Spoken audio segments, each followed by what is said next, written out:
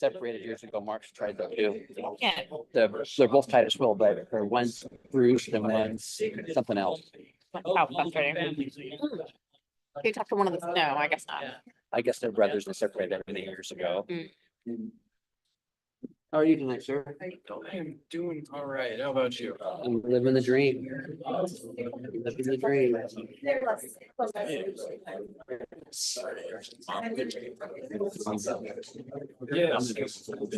Not that it's been nice. I appreciate it.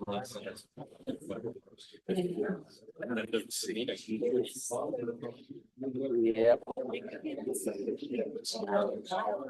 I think, hey. You got like 1 minute?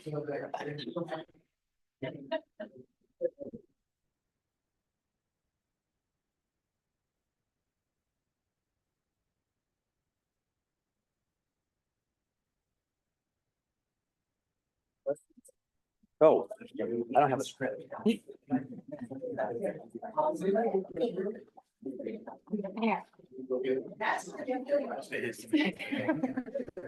Not you. I know it's recorded. I think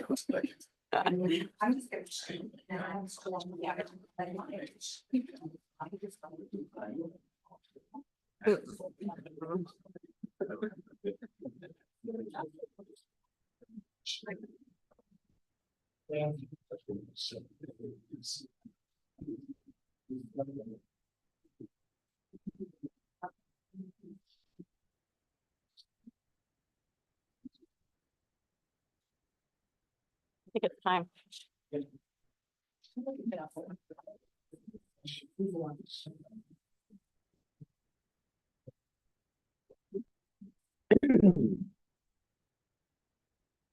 Good evening. Welcome to the council meeting of October 15th, 2024. Anyone in the audience needs amplifying headphones, please raise your hand and we'll deliver those. Not seeing any. Let's rise for the pledge, please. Pledge of allegiance to the flag of the United States of America and to the republic for which it stands, one nation under God, indivisible, liberty and justice for all. Do a roll call, please. Yes, I will. Councilmember Blush. Here. Councilmember Stearns. Here. Councilmember Gilmore. Here. Mayor Onisco. Here. Deputy Mayor Sherman. Here. Councilmember Sapp. Here. And Councilmember Gutierrez. Here. Thank you, Daniel. Does the council have any late changes to the agenda? City manager? Not the time, Mr. Mayor. All right. The board reports to share. All right. Has everyone read the consent agenda? Is there a motion? Move to approve the consent agenda. Oh, I'm sorry. We need to read. I know. Okay. Because we changed that. Maybe have a reading of the consent agenda, please. Yes. We have vouchers numbered 111, 6 through 6, 636 through 111, 677, and EFT payment numbers 686 through 705 in the total amount of $166,161.77. Payroll warrants numbered 3999 and 13348 through 13446 and 111620 through 111632 in the amount of $366,704.86. Vouchers numbered 111-701 through 111-734 and EFT payment numbers 706 through 728 in the total amount of $184,861.20. Payroll warrants numbered 4000 through 4003 and 13447 through 13549 and 111678 through 111696 in the amount of $522,959.60. And the minutes from the study session of September 10th, 2024. Thank you, Danielle. Now is there a motion to? Move to approve the consent agenda as read. Second. All right, we have a motion and a second to approve the consent agenda as read. All in favor, say aye. Aye. Aye. Opposed? Motion carries. The council invites the public to make comments on matters of city business. Comments shall be made to the entire council, not the individual council members. Please refrain from any personal or disrespectful remarks that create disruption of the meeting. If unreasonable or disruptive conduct continues, you'll be asked to leave the meeting. Danielle, anyone signed up for general public comment? Yes, we do. Our first speaker is Monty Ritter.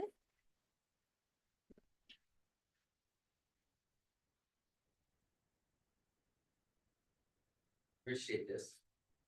Hello, my name is Monty Ritter. I'm a resident of Shelton, just outside of the city limits in the Shelton Urban Growth area. And what I've been doing is back in 2005, because I receive city services, I get city water. I was allowed to sit on the city parks Citizens Advisory Committee. And back in 2005, we put together your city comprehensive plan for the Parks Department. And with our city parks manager, Mark Ziegler, and in our parks plan, we put out a nice survey. We requested comments back from the people in the city at Shelton. And the most requested trail was a trail between the high school, the Mason County High School, and the Mason County recreational area.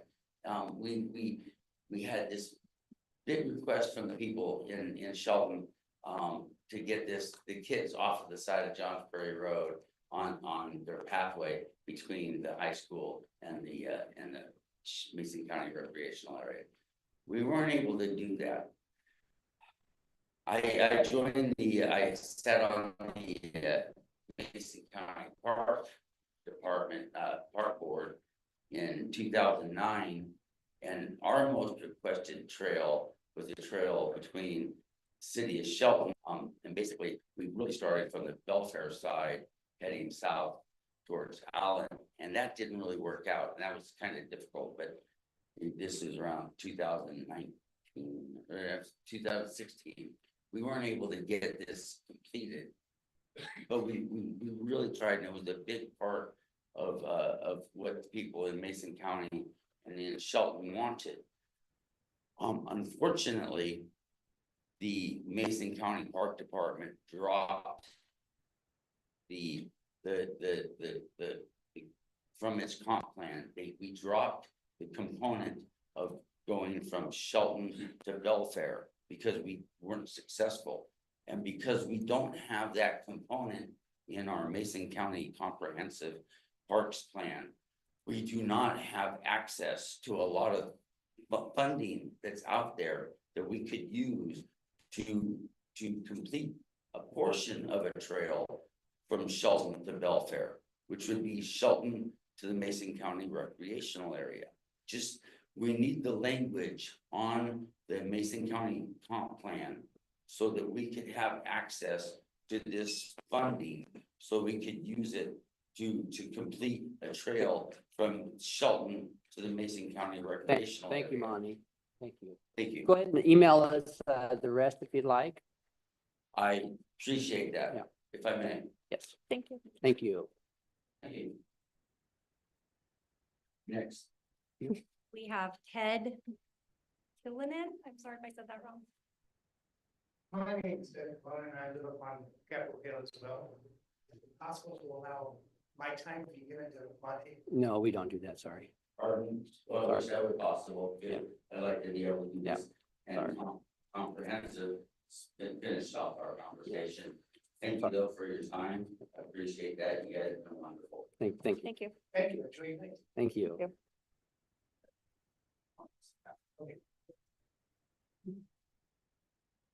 Next, we have Susan Kirchhoff.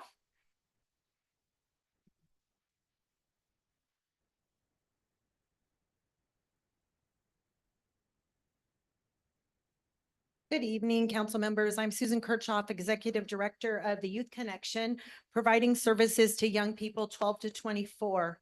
Every day I come across challenges within our demographic addressing the growing need for affordable housing, access to treatment centers, and mental health support.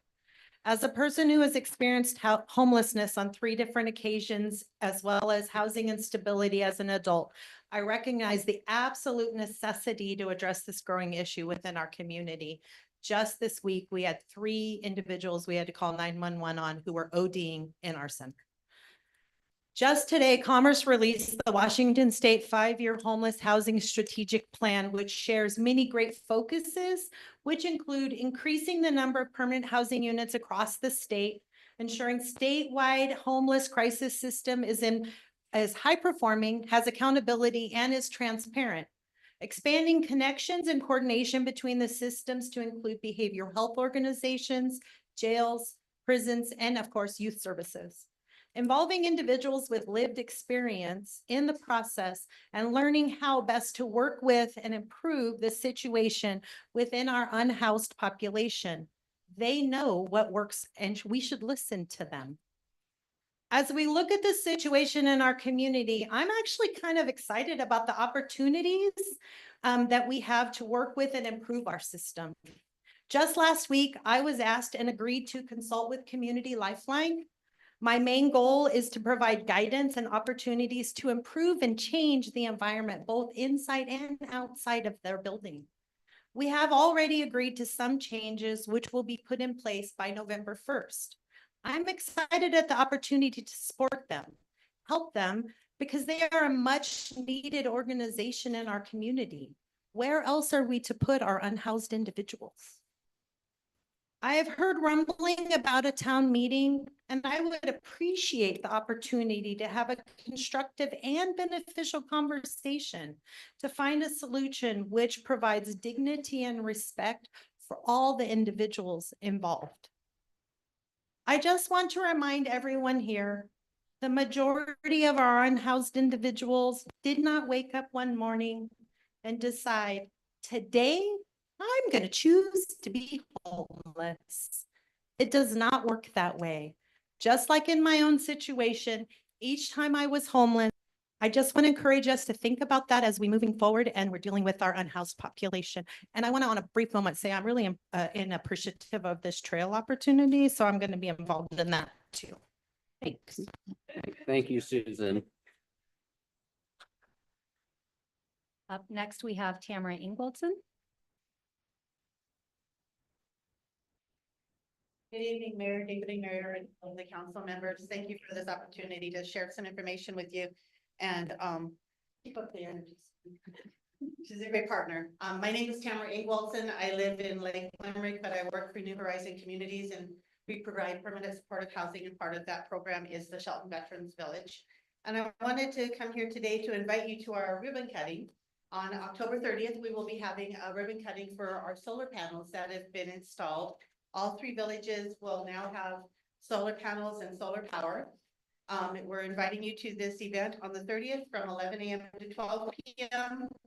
We'll have some light refreshments. And one of the cool factoids is the installation of the solar panels at this one particular village will save more than $165,000 over 30 years. And that savings from the solar energy will help be able to be redirected into programs and services and the intern opportunities that we provide for people working on their masters in behavioral health.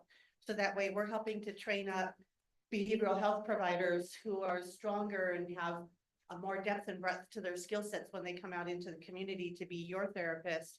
But at the same time, it allows us the opportunity to meet our residents where they are and bring services to them that can be consistent, create that level of trust, that opportunity for people to really be in relationship as they work on their programs and themselves. So again, wanted to invite you to the ribbon cutting on October 30th. And thank you again for your time. I appreciate it. Thank you, Tamara. Up next, we have Dean Jewett. Good morning. Got a lot to cover, 3 minutes to do it. I want to chat about your guys' new revised, they have to sign before you can speak. You can't address an individual person. I want to make sure and bring to your attention 3 lawsuits that the citizens were able to sue the city for just that reason. The mayor trying to throw people out. The city of East Point has settled a lawsuit with 4 individuals that they had to pay $17,910, and basically list, August sixth as a, First Amendment rights day. Another one in Surprise, Arizona, where the mayor had a woman thrown out and had her arrested for trespassing, lawsuit there. Who won? The citizen. Cleveland, Ohio, the mayor warns he would cut the mic for insults, the character of an official. Basically, you're talking about your First Amendment and your 14th Amendment. I'll send these to you, Mark, so you can take a look at them. So if I address you personally, I'm gonna do it. If you want to throw me out, I guess we're heading down a lawsuit. Affordable housing that you guys talked about at your study session. Some very unprofessional behavior. There was an individual, i.e. the mayor, that said that maybe everybody should go shop in Oregon instead. Okay, very unprofessional. There was another individual that said, let's tax them to the max. I'll speed ahead. And another individual that supported it. There was individuals that supported not taking it to a vote of the people and just doing it as a council. So we're talking about, raising taxes to the tune of 617,000 under one plan, 167 on another plan, 310 on another plan. Since when does the city get into the business of running a mitigation site or doing construction on a site? I know it's irresponsible. We're talking about, we can't even run the ordinances that we already have on the books. We have RVs and campers that have been cruising through town for a year. Where do they defecate? Where do they urinate? Okay, so you call them in, what do? They move around the block. If you look at the ordinance, it doesn't matter where they move. It doesn't start the clock over again. And if they pop their hood up, that doesn't matter. They're not broke down. The city, basically, there's the case that just went to the Supreme Court. Mark Ziegler's quoted several times. It's not necessary to fix this through the court system. Well, what is it? If we keep doing what we've always done, we're going to keep getting what we've always got. What we got don't work. So why can't we take a change and look at something else and see what that does? And why do we have to worry about one set of the population, but we don't have to worry about our businesses? Who pays the taxes? Who pays your guys' salaries? Who gives you the money to have the city run? Thank you. Thank you, Dean. Monty. Oh. Behave. We have one more speaker on Zoom, Dave Redmond.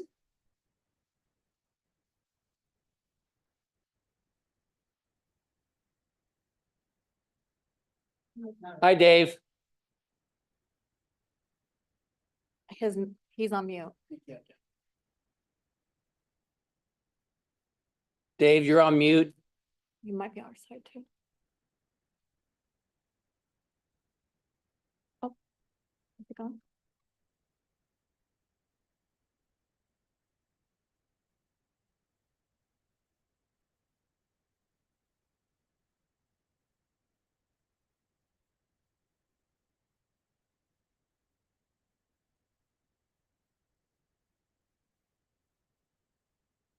There we go. Can you- There we go. Oh. Okay, good evening, everybody. I'm sorry, I had technical problems.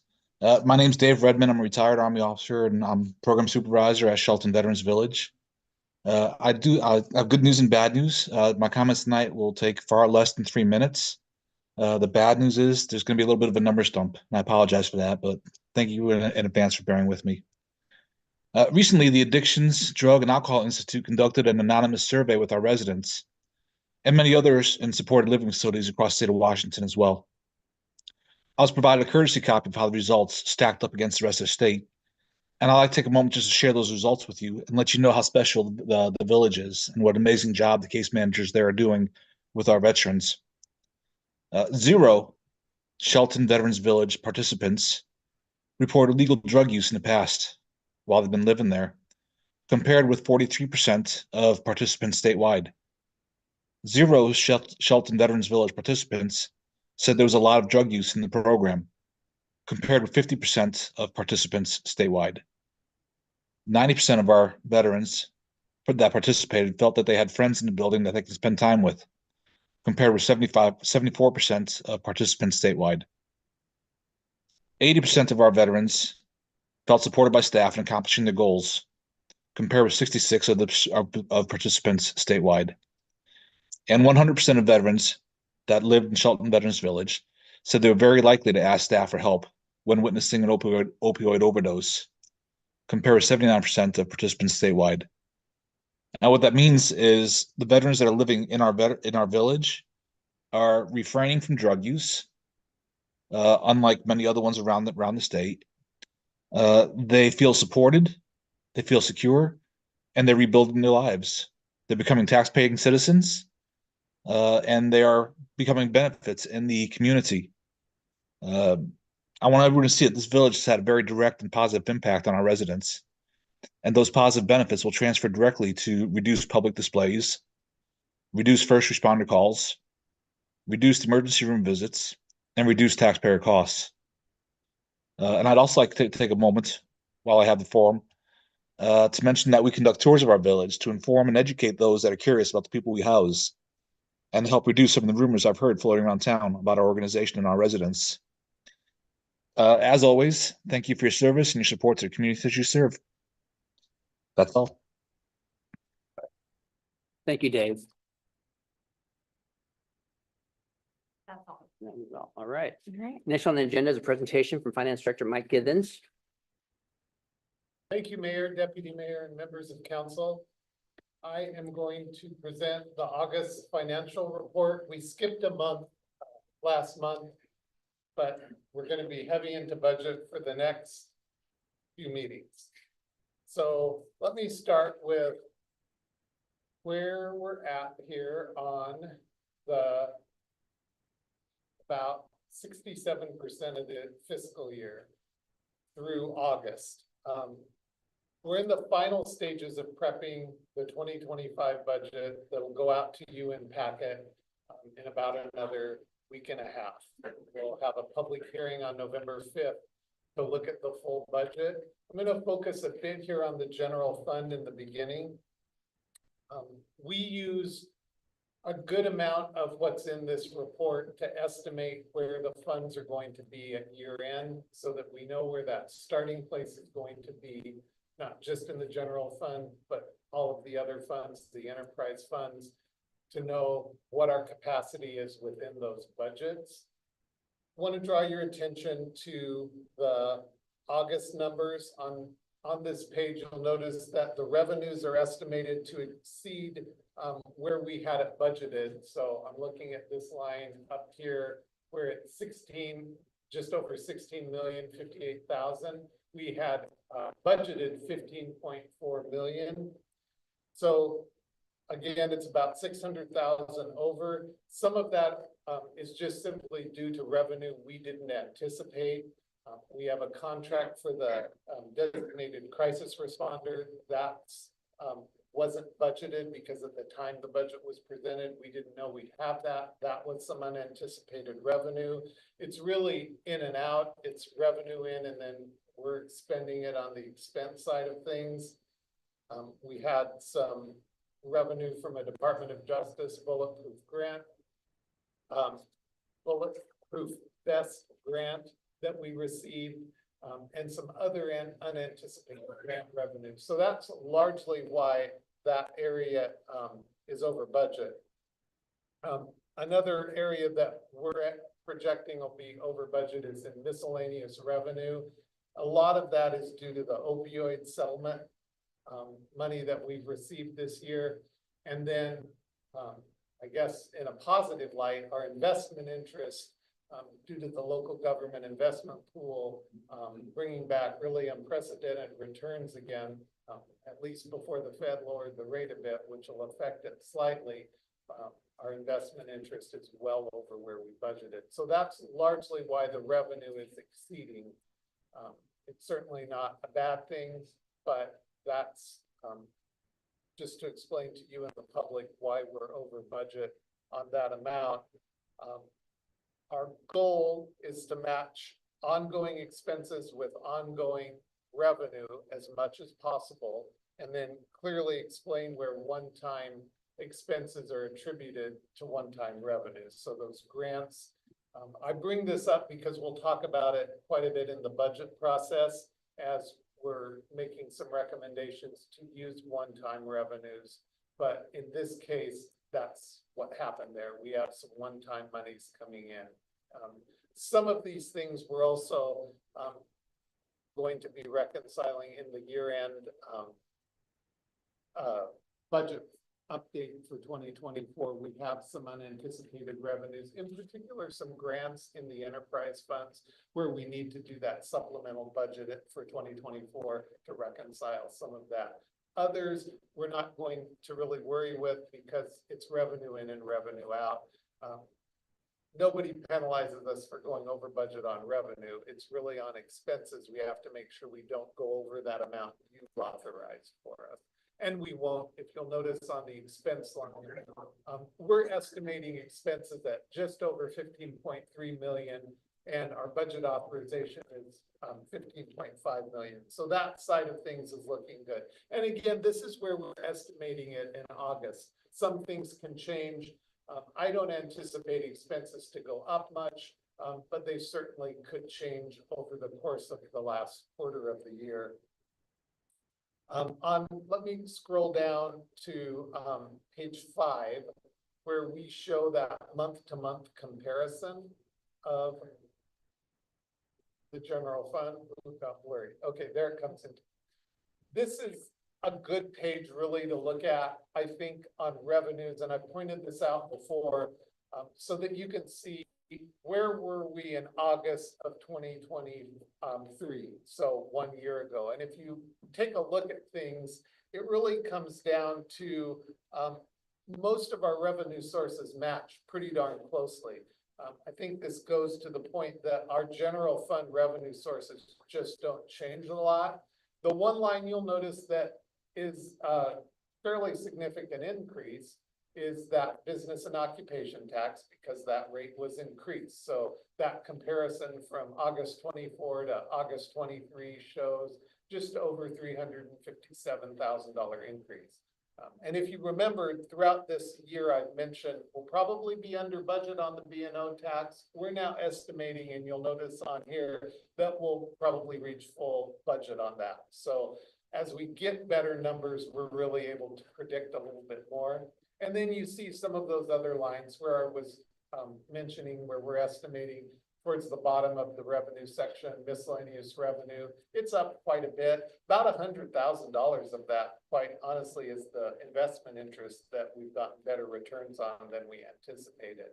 So that's really a good page to look at. You'll notice property tax, it just does not vary much from year to year. Sales and use tax really hangs in there about the same. So most of our revenue lines are pretty consistent with some slight increases where there are natural kind of adjustments.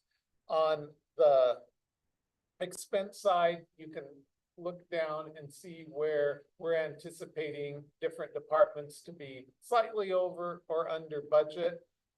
These are, of course, a little bit difficult sometimes to predict because, again, we're estimating this as of August. We don't always know necessarily what's going to happen, but assuming all things stay equal, that's where we're at. And it's looking, I think, pretty good. We're expanding the budget, but not at a rate that would bring about concern from our perspective. So that's a good kind of comparison and match for the general fund month over month and year to year. I'm going to go down to page 7 where we have the fund balances. This is what directors and in particular us in finance are using as we estimate fund balances. This is back as of August. For budget purposes, we're running it really as of today to try to make sure that where we're going to end up with these funds. In other words, what projects did we maybe not get to that we thought we were, that were budgeted, so we have an accurate picture of that ending fund balance going into 2025 so that we're able to plan the projects that are necessary to execute the functions of the city across all of our funds. So the general fund leads off at the top, but then followed by all of the rest of our funds. I pointed this out before too. On that estimated fund balance column, we want to see things in the positive. Everything should be ending the fiscal year positive, not negative, and everything is.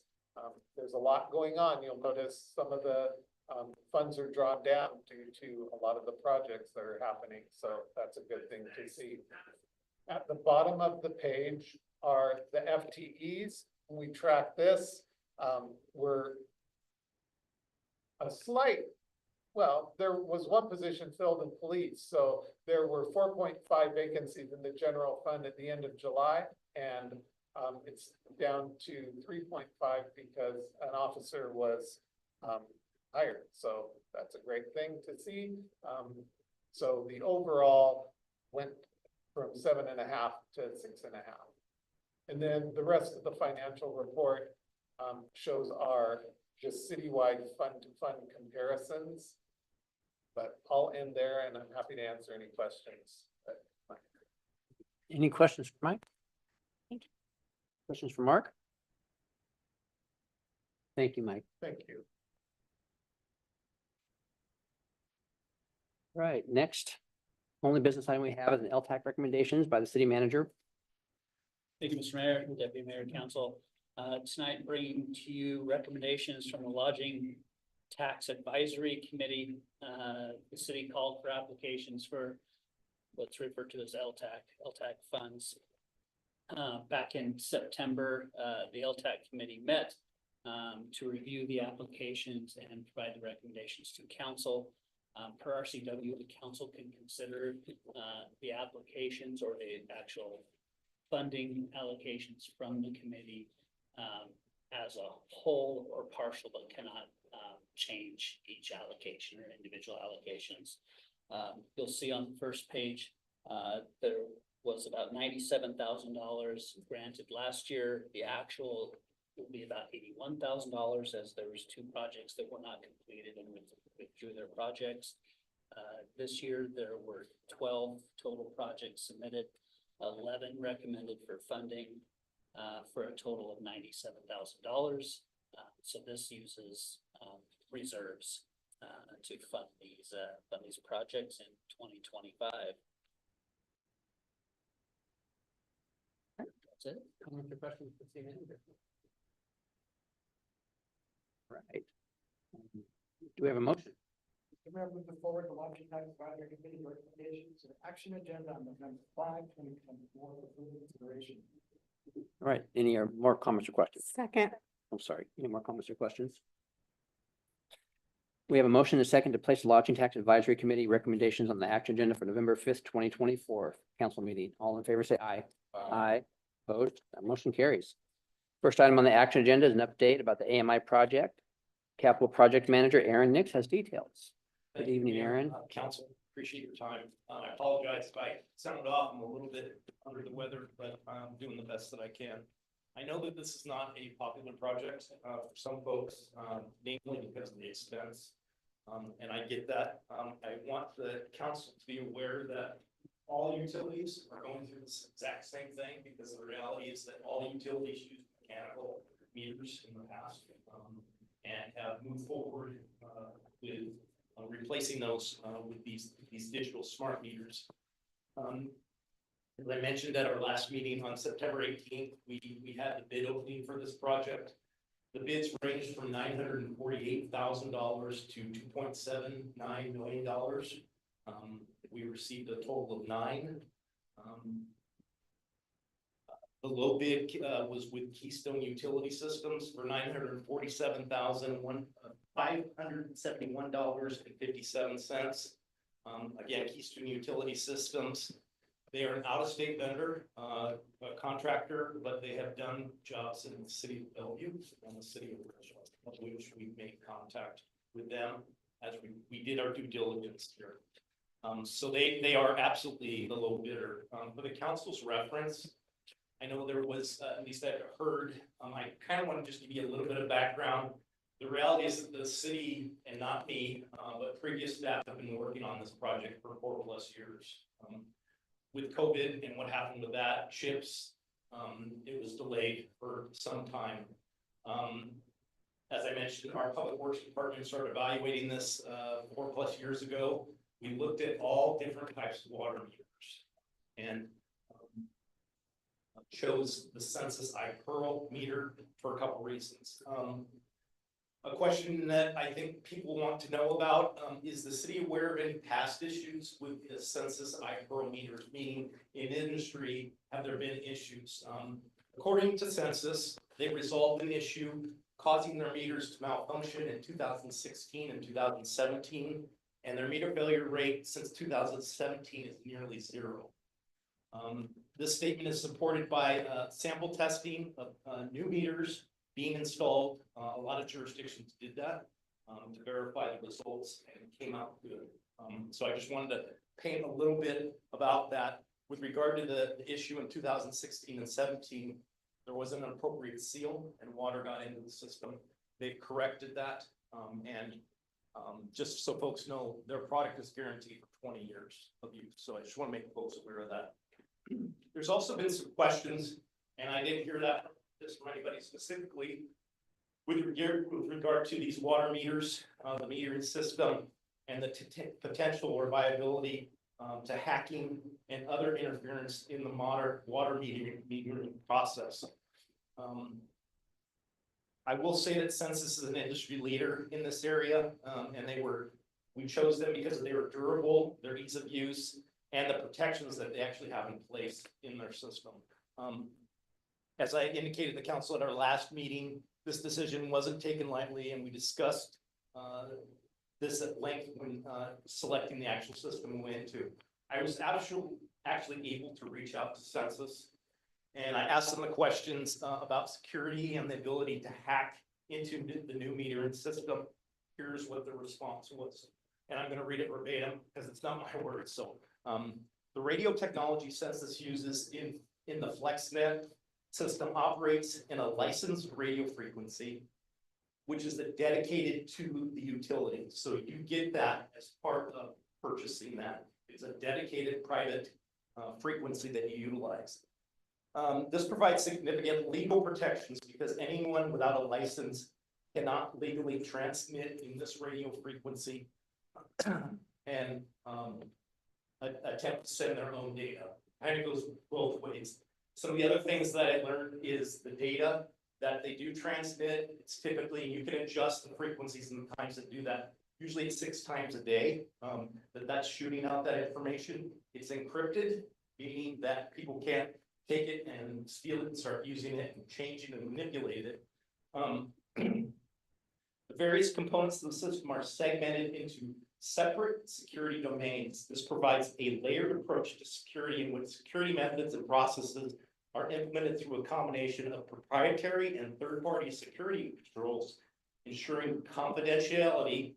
Talk about encryption. That's included integrity, authentication, and the availability, and that has to pertain to redundancy and resiliency of the system. These are really good systems and hard to hack. So I just want to kind of bring that to council's attention. See, another thing I just want to briefly touch on, a significant FlexNet component, again, FlexNet is part of the Census system, is a network regional interface, an RNI, and bear with me, I'm not an expert in this either, and I'll help try to explain it, which incorporates a dedicated industry standard high security module, HSM, to provide key storage. HSMs provide both logical and physical protection of high value cryptographic key materials from non-authorized users and potential adversaries. The data is protected, it's encrypted, they can't get it. So there has been not, and I did search on Google, has there been any history of this that has occurred? And I have not seen that with the Census iPearl system. So just wanted to make that you guys aware of that. Obviously open to additional questions, but with this, we're asking the council to award Public Works contract to Keystone Utility Systems in the amount not to exceed $947,571.57. Thank you, Aaron. Danielle, was that a public comment? No, Mr. Mayor. We have a reading of resolution number 1340-0624.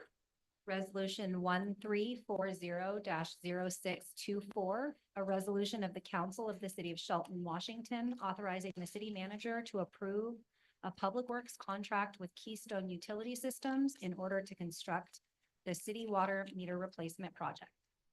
Thank you. We have a motion. Mr. Mayor, I move to adopt resolution number 1340-0624 as presented. All right, comments or questions? I just wanted to say thank you for thinking about the extra steps that might happen in case we are hacked, because there was an incident recently here at the city council meeting. And thank you for thinking about things that you might not have thought about, the extra measures that we go to take care of our water and our building. And I really been here for, since the past 3 years. We've been wanting to upgrade and make sure that we take our people out of the field and get them back doing stuff in the office and other things instead of going out and metering, we do this automatically. So there's scales of efficiency and we're forced multiplying by doing this. So thank you all for choosing a good system that has backups and security. And I'm very comfortable sending this forward and making sure that we have secure water systems in the future. Thank you. Anybody else? I have no questions. It's years in the making. We've been working on this for maybe 4 years now. So I'm glad it's coming to fruition. So we have a motion and a second to approve resolution number 1340-0624 as presented. All in favor, say aye. Aye. Opposed? No. Okay. Motion carries. Our last item is a resolution for ILA with Mason County Superintendent Brent Armstrong for detail. Evening, Mayor, Deputy Mayor, Council, bringing forward a interlocal agreement with Mason County for reimbursable work, supply and services. So this is an updating of past ILA that we've had with Mason County. Gives us the ability to share equipment with Mason County on items that we may not have. They have bigger pieces of equipment for rollers and utilizing more dump trucks if needed, and equipment in that nature. We are able to do small projects with this, not lasting more than a day. So it's usually just a smaller end project. For the bigger projects, that would take a separate agreement. We're gonna do over the day project. We also are able to use their fueling station at the county shop. So if something goes awry with ours, you can go up there. Gives us some redundancy in that. And also shop services. So there's specialized equipment that they have. Utilize it from them. Thank you. Resolution number 1351-0924. Resolution number 1351-0924, a resolution of the Council of the City of Shelton, Washington, authorizing the city manager to sign an interlocal agreement with Mason County for the exchange of equipment and small public works services. Thank you, Danielle. Do we have a motion? Mr. Mayor, to approve resolution number 1351-0924 as presented. All right, comments or questions? Just wanted to talk about how I like how we're setting the precedent for cooperation with the county and how we're complementing each other with our strengths and that we are and that I would like to continue with a lot of these very local agreements, and that we have a good relationship with the county and all the different agencies around, especially during the season when we're going to have a lot of weather events and things that are going on, that we are efficient in our means to get to emergencies if possible. So thank you very much for working with the county and making this process easy and smooth. All right, any more comments or questions? Again, it's always nice to work with our county partners.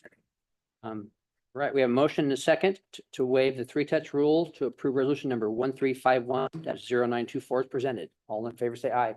Aye. Opposed? Motion carries. Mark, do you have a report tonight? Just one thing I wanted to mention tonight, Council. The leaves are falling. You can see them drug inside the building here. And as I drove down the street the other day, I saw somebody blowing their leaves out into the street. It might seem innocuous, but during this time of year, those compounded leaves can plug up drains, lead to flooding and things like that. I just want to bring that to the council's attention, the public's attention, that if we could, we could refrain from that, it'll help alleviate some of the concerns, some of the problems and flooding that we have. Help us out when it becomes quite rainy, we'll see it here before long, clear out a drain, don't blow the leaves out in the street, maybe help us out with some of the damages that occur on a regular basis or on an annual basis at times around, particularly some of our problem location.